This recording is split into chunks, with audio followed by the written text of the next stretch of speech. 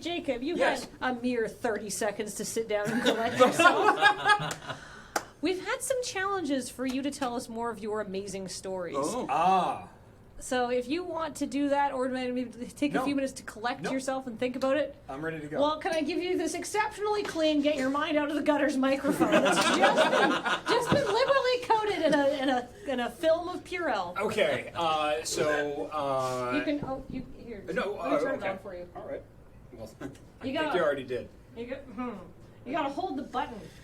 And Man, you folks just keep leaving me out on the ledge. You jerks.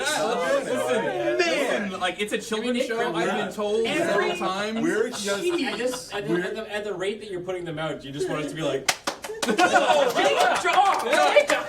I mean, good job, Jacob. I mean, I can do this. All right, sure. Congratulations! Jacob spoke. Jacob spoke. Hey! That's unnecessary. I'm sorry. Well, now I feel like I don't deserve this. Oh, come on. Okay, so would you, yes, hello. Okay, so would you like to hear the story of the hot toddy in Ireland? Ooh. Or a part of the disastrous China family trip that I had with my wife's family, who is totally real? He has a very real wife. I've never met her. Yep, she's absolutely real and exists. is she also in Canada? What's that? Yeah, she's in Canada. She doesn't really have a phone, so you probably can't. I mean, it's fine. She's too busy modeling. Her name is Alberta. She lives in Vancouver. Yes. So, China family trip or hot toddy in Ireland? Hey, vote now with the only people in the room. I see a bunch of people saying China. China? Okay. First half or second half? Oh, always Second half. Second half. Okay, so I have a totally real wife and married into that family, and we went on a trip to China. My family's ancestral home. 2 years ago, about 2 years ago, and it was just a disaster from front to finish. We had about 2 weeks over there.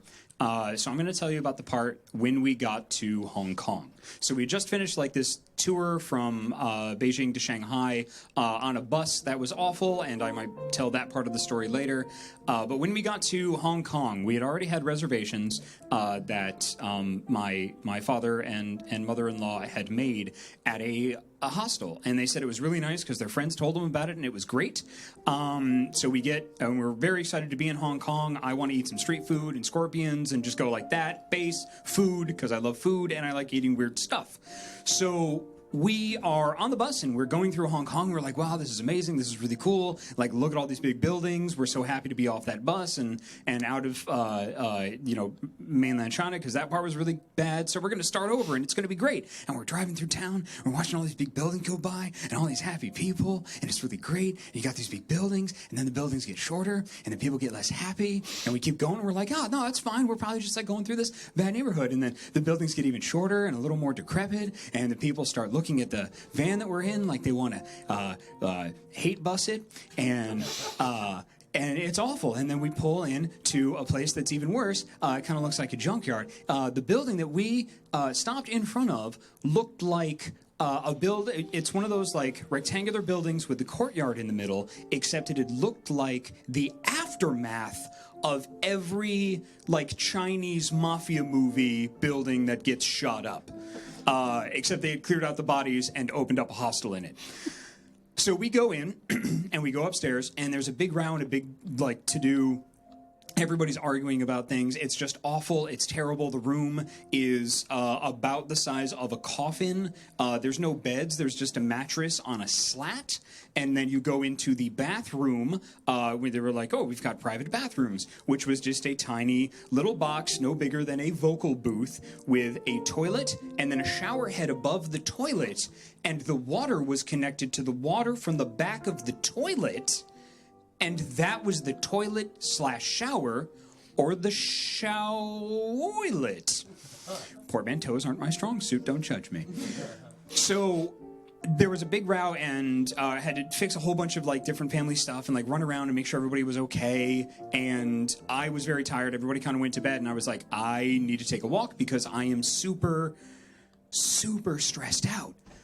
And I just start walking around the inside of this place, like, and there's a bunch of different weird businesses just tucked away in here, like a bar and things like that. And then I hear, and I look over, and I don't hear anything, and I look down, and there's an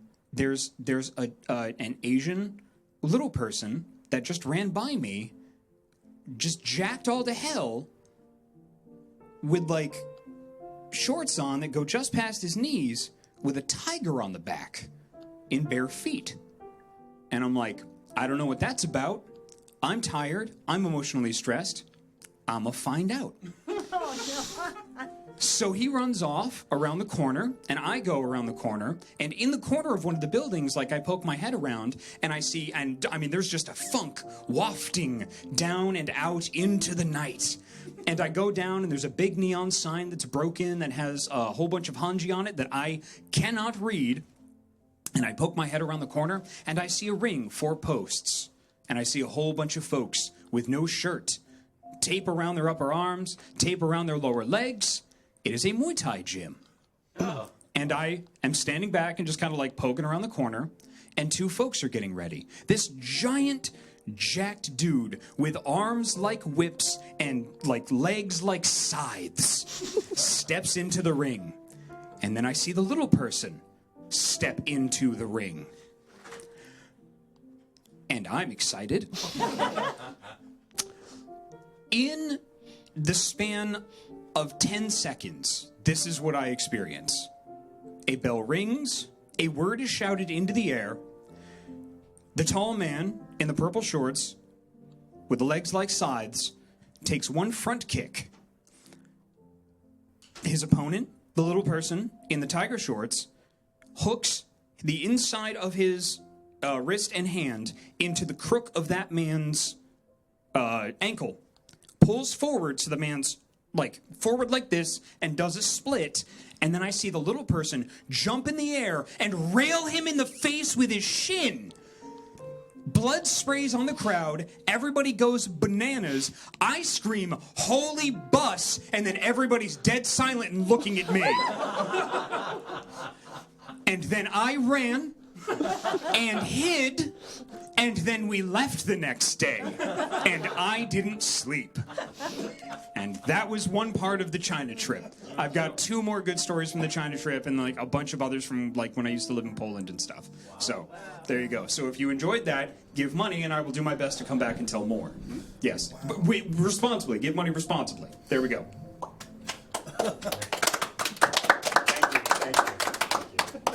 Man, your version of Alice in Wonderland is different than I thought.